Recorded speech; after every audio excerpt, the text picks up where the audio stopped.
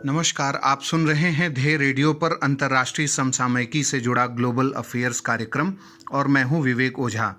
आज हम जिस मुद्दे पर बात करेंगे वो है इजराइल और फिलिस्तीन का बढ़ता हुआ विवाद, जिसने पूरी दुनिया का ध्यान अपनी ओर खींचा है। सबसे पहले ये जानेंगे कि इस विवाद की वजह क्या है, वर्तमान में ये विवाद क्यों हुआ है। पूर्वी यरूशलेम में एक पवित्र स्थल जिसे फिलिस्तीन मुस्लिम हरम अल शरीफ यानी नोबेल सेंचुरी कहते हैं और यहूदी इसे टेम्पल माउंट कहते हैं, वहाँ रमज़ान के इस महीने में हिंसा हो गई है।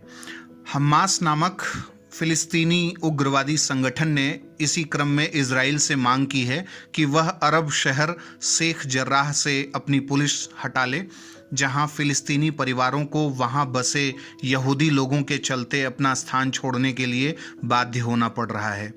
पूर्वी यरूशलेम में इन फिलिस्तीनी परिवारों को जिस तरीके से ज़बरदस्ती हटाया जा रहा है, उसको लेकर इजरायली पुलिस और फिलिस्तीनियों के बीच ये झड़प हो गई और यह मामला इतना हिंसक हो गया कि रॉकेट दागे जाने लगे, गोले और बॉम्ब दागे जाने लगे और बहुत ही हिंसक स्थिति बन गई। हमास के रॉकेटों ने इजराइल के तेल अवीव को निशाना बनाया और यह तब हुआ जब इजराइल ने गाजा टावर यानी हनादी जो टावर है उस पर हवाई हमले किए। तेल अवीव इजराइल का इकोनॉमिक हब है और यहाँ अमेरिका ने अपना दूतावास भी स्थापित किया था। हालांकि अब यूएस ने इजराइल में अपनी एम्बेसी को तेल अवीव से हटाकर यरूशलेम कर दिया है।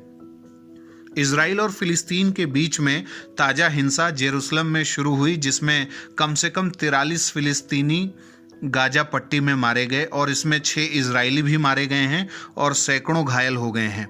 इजराइल और फिलिस्तीन दोनों ही इस घटना के बाद समझौते के मूड में नहीं दिख रहे हैं। इजराइल के मंत्री बेनी गैंट्ज ने तो यहाँ तक कह दिया है कि अभी इजराइल के ये हमलों की शुरुआत है। वहीं फिलिस्तीनी उग्रवादी संगठन हमास के नेता इस्माइल हानिये ने तो कसम खाई है कि यदि इजराइल इस मामले को बढ़ाना ही चाहता है तो वह भी इसके लिए तैयार है। स्थिति इतनी गंभीर हो गई है, इतनी भयावह हो गई है कि मिडिल ईस्ट पीस के संयुक्त राष्ट्र दूत ने चेताया है, वार्निंग दी है कि इजराइल और हमास फुल स्केल वॉर की तरफ बढ़ रहे हैं। हमास लगातार गोले बारूद बरसा रहा है, निर्दोष बच्चे और महिलाएं भी मारे जा रहे हैं। इस स्थिति में इजराइल के प्रधानमंत्री ने सिटी ऑफ लॉर्ड में आपातकाल घोषित कर दिया है। इजराइल का कहना है कि सोमवार से अभी तक हमास ने 1000 से अधिक रॉकेट गाजा पट्टी में इजरायलियों के विरुद्ध दागे हैं और उसमें से अधिकांश तेल अवीव क्षेत्र में दागे गए हैं। हमास और इस्लामिक जिहाद ग्रुप इस कार्यवाही को अंजाम दे रहे हैं, ऐसा इजराइल का कहना है।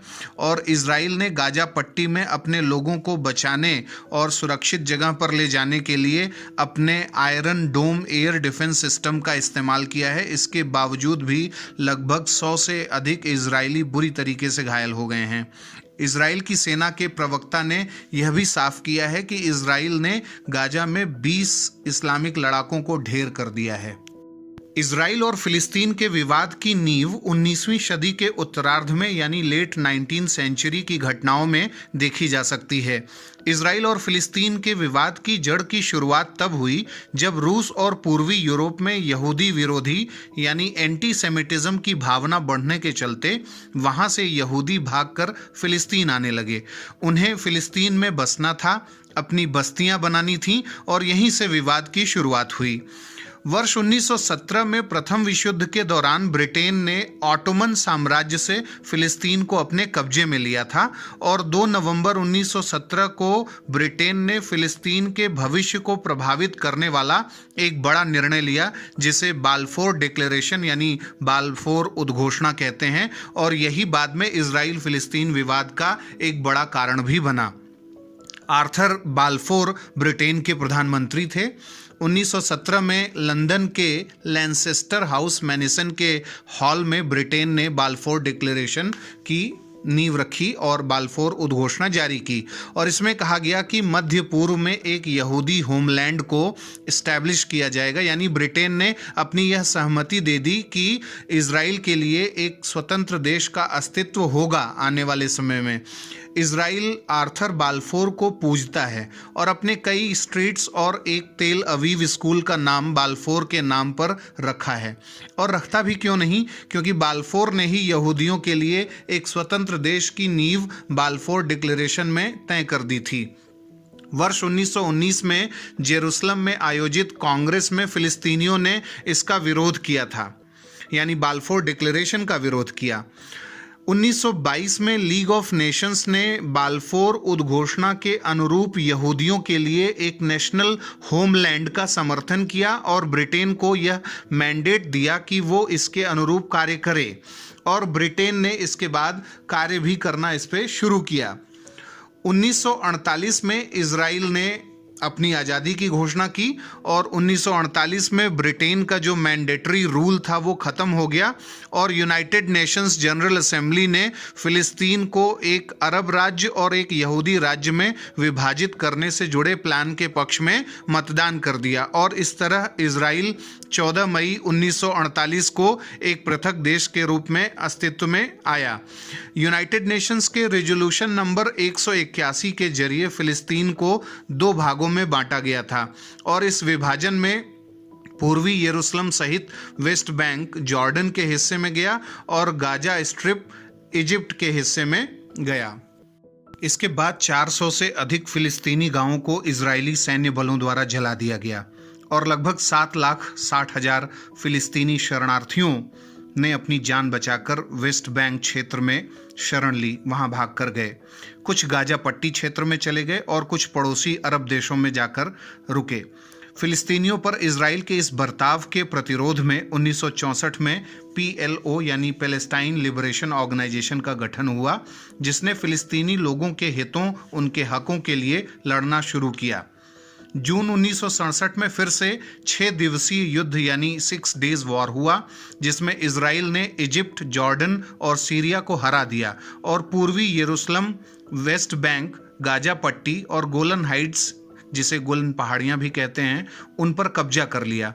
इन सब जगहों पर यहूदी बस्तियां बसाना शुरू कर दिया इजराइल ने, और चूंकि इन क्षेत्र में फिलिस्तीनी शरणार्थी भी रह रहे थे और उन्हें बड़ी त्रासदी झेलनी पड़ी, इसलिए फिलिस्तीन और उसके उग्रवादी संगठनों ने इजराइल को टारगेट करना शुरू किया।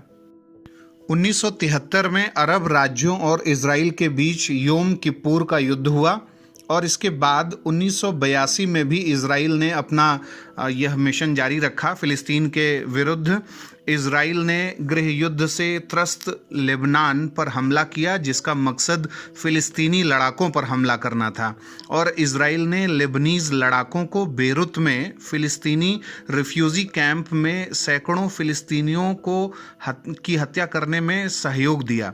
फिलिस्तीन ने 1987 और 1993 के बीच अपना पहला इंतिफादा यानी इजराइल के विरुद्ध विद्रोह किया और इसके बाद धीरे धीरे शांति प्रक्रिया की शुरुआत हुई। 1993 में ओस्लो पीस प्रोसेस की शुरुआत हुई और ओस्लो में इजराइल और PLO द्वारा हस्ताक्षर किया गया। PLO यानी पैलेस्टाइन लिबरेशन अथॉरिटी के जो नेता थे यासिर अराफात 1994 में गाजा में वो फिलिस्तीनी प्राधिकरण के गठन के लिए आए और पहली बार सेल्फ रूल गाजा स्ट्रिप और वेस्ट बैंक के जेरिको में स्थापित हुआ।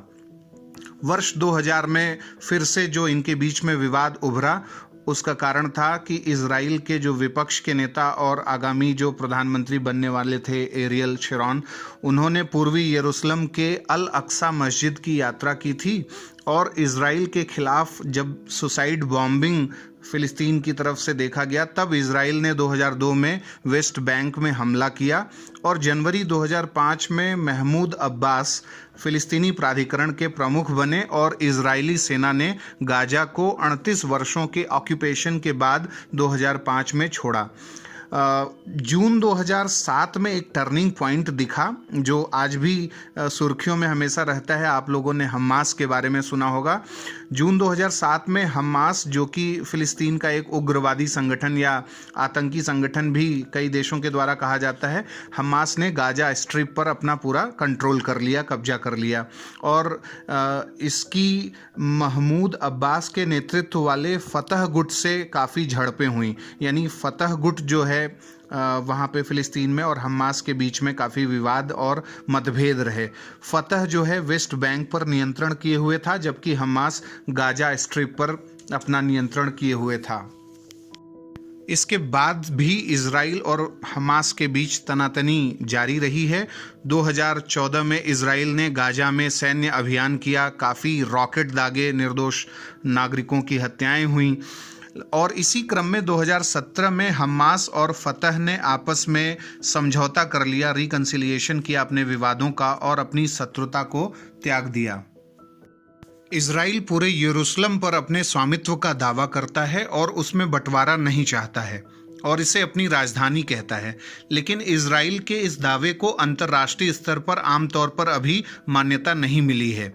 इजराइल के समर्थक देश, खासकर अमेरिका, ने इसको मान्यता दे दी है, लेकिन और तमाम ऐसे देश हैं जिन्होंने नहीं दिया है। फिलिस्तीन का कहना है कि पूर्वी यरूशलेम को 1967 के अरब इजराइल युद्ध में इजराइल ने अपने नियंत्रण में ले लिया था और फिलिस्तीन पूर्वी यरूशलेम को अपने फ्यूचर स्टेट की राजधानी के रूप में मानता है। यानी फिलिस्तीन एक स्वतंत्र देश के रूप में अपनी राजधानी पूर्वी यरूशलेम को बनाना चाहता है, उसकी मंशा रखता है। यहाँ 2-3 सवाल खड़े होते हैं कि इस कैपिटल क्लेम के चक्कर में फिलिस्तीनी शरणार्थियों का क्या होगा। क्या अधिकृत वेस्ट बैंक यानी ऑक्यूपाइड वेस्ट बैंक में यहूदी बस्तियां बनी रहेंगी या उन्हें फिलिस्तीनी शरणार्थियों के हक के लिए या उनके फेवर में हटाया जाएगा? क्या दोनों देश यरूशलेम को शेयर करेंगे और क्या इजराइल के साथ ही फिलिस्तीनी स्टेट का निर्माण किया जाएगा और फिलिस्तीन को भी रिकॉग्निशन मिलेगा? अब बारी है आज के सवाल की। आपको यह बताना है कि इजराइल और फिलिस्तीन के विवाद में किन 2 देशों ने मध्यस्थता पूर्व में करी है और अभी भी वो मध्यस्थता का प्रयास कर रहे हैं।